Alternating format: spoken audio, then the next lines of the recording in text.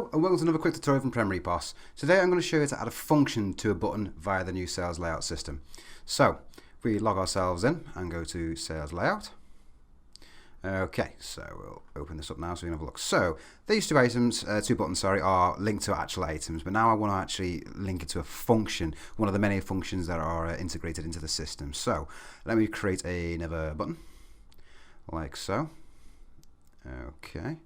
Right, okay, so select the button, and then what I want to do is I want to insert a function to it. So if I click on here now, it then gives me all the different type of functions. So obviously you can go through them all and have a little look through them all, see which ones are interesting to you, or you can do a little search through there as well. You can actually search through it all. So if I type in, for example, cart, it gives you anything with a function that's including the cart in that in the actual name of it.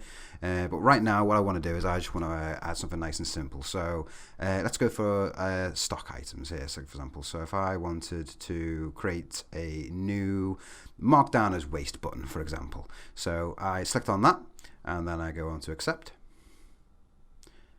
Everything you can see in the button contents down here now, it has a function to it which is marked down as waste. So I need to give this a name now because obviously it's not an item. So if I just type in, I'll just type in waste, like so.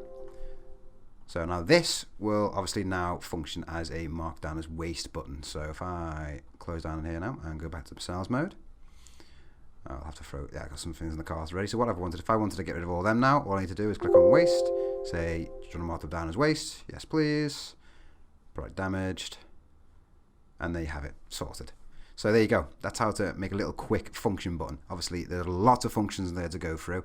There are going to be many more videos on some more advanced functions, but that's a little quick overview there for you. So there you go. Do hope that's been helpful. Thank you very much for watching. Don't forget to like, share, and subscribe. See you next time. Take care.